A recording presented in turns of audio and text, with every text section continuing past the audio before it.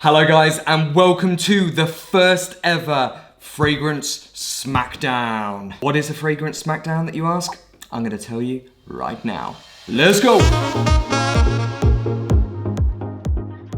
What's happening guys? It is Matt here from Sophisticated Obsession, back with another fragrance review. Well actually no, it's not even a fragrance review. This is a fragrance smackdown, people. So I put out to you guys last week a little poll on YouTube asking you what video would you like to see to do with Labo and some form of like list. The one that came out, which I was actually quite surprised at, was that you wanted to see a fragrance smackdown. So with that being said, I'm gonna give you one of those today. So the fragrance smackdown is very simple. I'm gonna give you the criteria of what I'm gonna be looking at, and then I'm gonna put all of the Labos in the fine fragrances section, so that is their mainline collection, not the city exclusives. I'm just putting that out there. I'm gonna put those head to head with each other. Accompanying me, I have the entire collection of Le Labo samples. Why did I say it in a really weird way then? Le Labo. I've also got here the fragrance list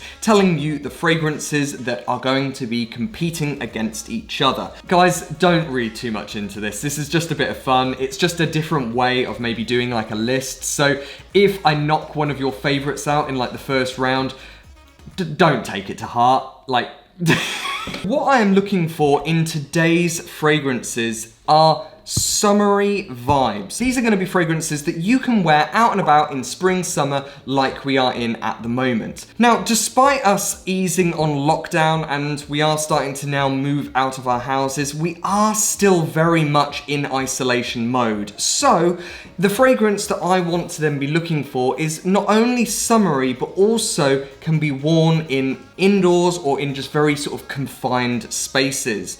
So I don't want a fragrance that is going to be too obnoxious, too loud, too intoxicating that can smoke out your flatmates or smoke out your partner. So this isn't a review per se. I'm not actually going to be telling you the intricate details of each of these fragrances. However, I am going to be telling you why I think one fragrance beats another. Let's just get straight on with it. First of all, I need to do my testers.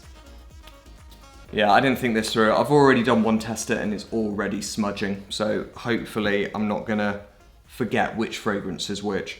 Okay, right, there we go. So all of my fragrances have been sprayed. It's quite interesting actually, spraying these and sort of smelling them when I was then first spraying them onto the test strips. It's actually quite interesting to then notice how different your nose is after quite a lengthy amount of time. Probably the last time that I actually tried all of them was maybe like a year ago. I don't know if it is because now I've then maybe tried them in a different season, so I'm kind of wanting to look at maybe different things from this brand, or maybe my taste and my palate has changed. I'm not really too sure, but it's very interesting that when I first thought of this idea, I kind of had an inkling about what fragrance was actually going to win. Now I'm not too sure. Now I think I'm going to actually get some quite sort of shocking results here. Anyway, with that being said, let's crack on.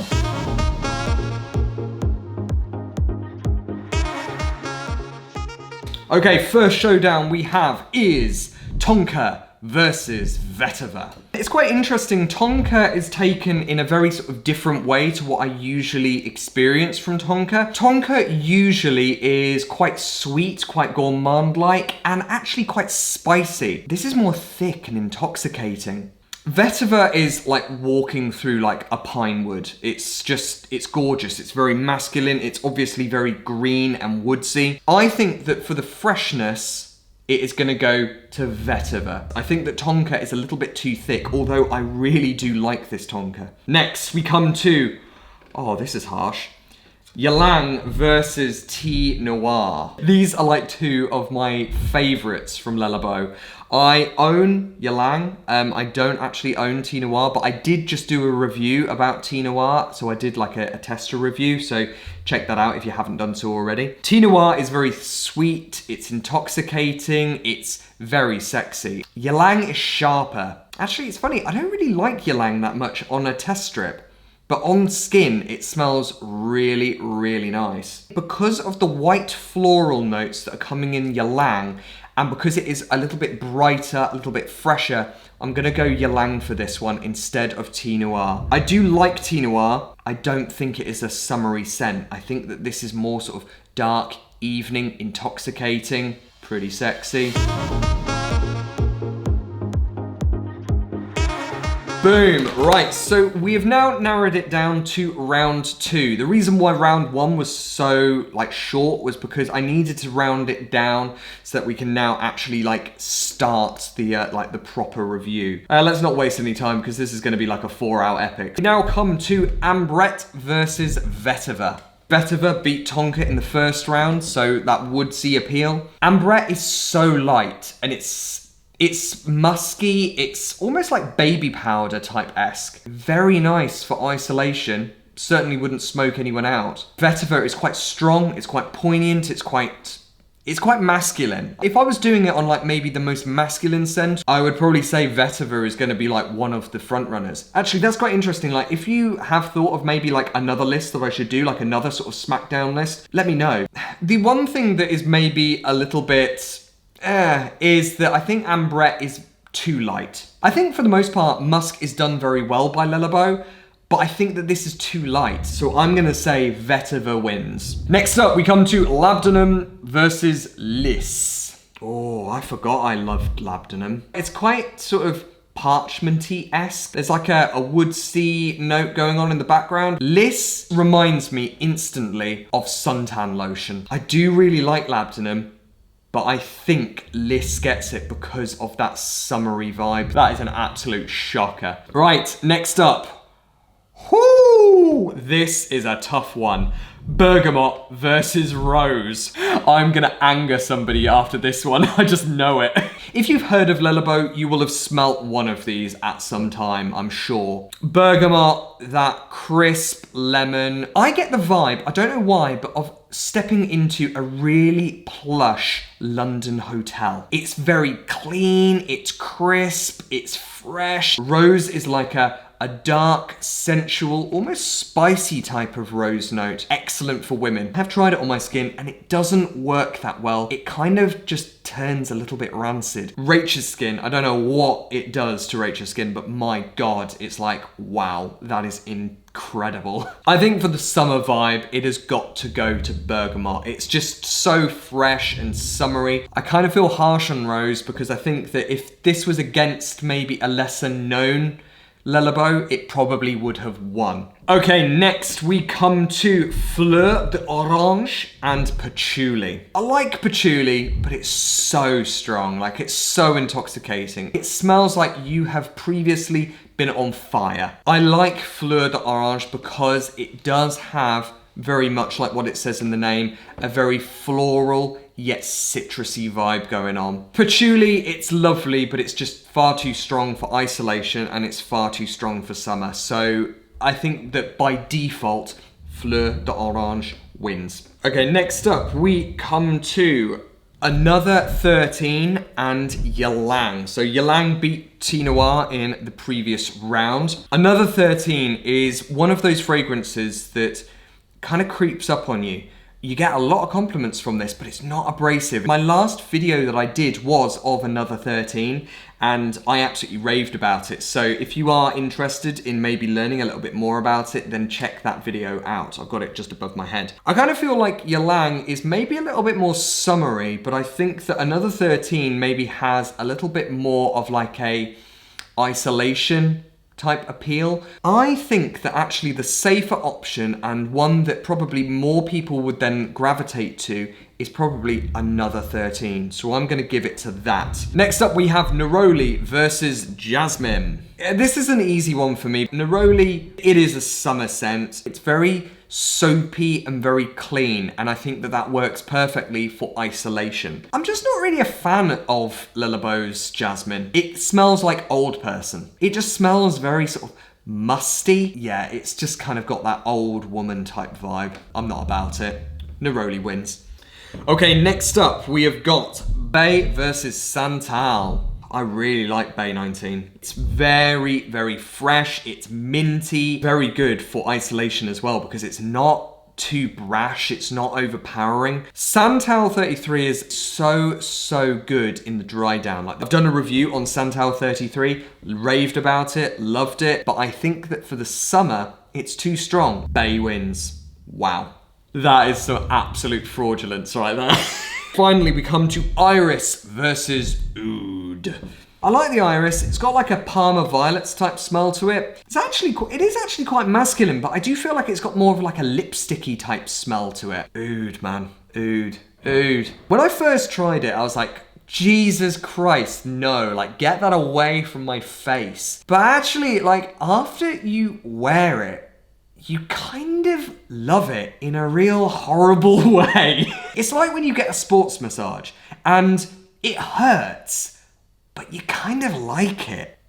Summer and isolation, I'm gonna say Iris gets it. I think Oud is too animalic, it's too heavy, it's too dark. Maybe if I was doing this list, maybe again in the winter, I would probably say that this would do very well. There we go, guys. So we've whittled it down, so we are now into the quarterfinals. Quite interestingly though, like we've got quite a few of the big hitters that paired up against one another, so that kind of thinned out the field quite a lot. First of all, we come to Vetiver versus Lise. Oh, these are so good. Vetiver is very good for intoxicating, very sort of brash, it's out there, people are gonna notice you. I think Lise is more summery. I think Lise gets it. Next up, Bergamot versus Fleur d'Orange. Yeah, these two are very summery. Fleur d'Orange is beautiful. This is one that I'm shocked at, that I've smelt again and actually gone, this is actually really nice. I kind of feel like for the summer and for more mass appeal, like more people are probably gonna enjoy this, I'm gonna say Bergamot gets it over Fleur d'Orange. Okay, next up we come to Neroli versus Another 13. Neroli, very summery, very soapy, very fresh, very clean. Another 13 though, it's just so inoffensive. It's so mellow and chill. Neroli probably would get on people's nerves a little bit. However, Neroli is very summery. I wouldn't say that Another 13 is summery. I'm gonna annoy people here. Neroli gets it. Finally, to finish up the quarterfinals, we have Bay versus Iris. I think this is a fairly easy one. I like Iris. It does have a very sort of sexy appeal to it. It is a little bit darker than maybe the other ones, but I think that Bay has just that minty freshness. It's not as intoxicating as Iris. Bay gets it. Enough said. There we go, guys. We are now down to the semi-finals. Okay, so the semi-finals. It's getting serious now, guys. There's no more messing about here, guys. This is big boy stuff. First of all, we have Lise versus Bergamot 22. Oh, this is a tough one. To be honest, I think that the justified thing would be if these two were in the final. What would I wear more in summer? What would I wear more in isolation? The first thing that I sort of had from Lise was that it was very summery. It had that creamy summertime vibe. But Bergamot, man.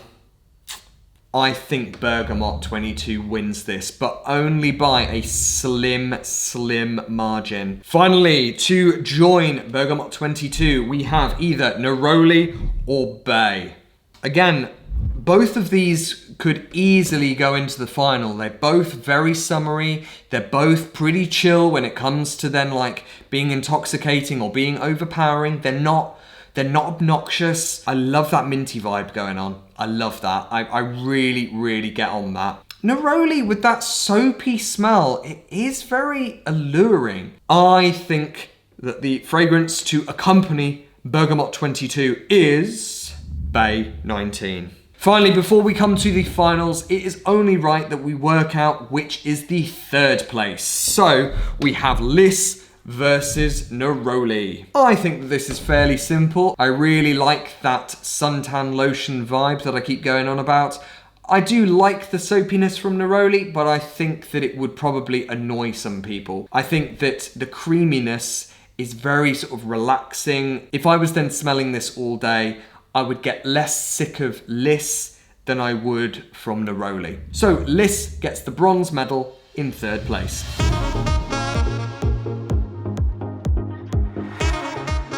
And finally, we come to the final of this Labo Summer Smackdown. So we've got in one corner Bergamot 22 and in the other corner Bay 19. Obviously Bergamot 22 with that sort of very fresh lemony smell with those wood notes. Bay 19 I think has more of like a woodsy sort of undertone. I kind of feel like there is a slight, very, very slight amount of like oudiness in the background to this, which actually I haven't smelt before. Obviously, with that minty freshness, you are gonna get such a fresh vibe from this. This works very well for summer, but also for isolation. But there is just no denying that Bergamot 22 is just such a superior summertime scent. So in second place, silver medal, we have Bay 19.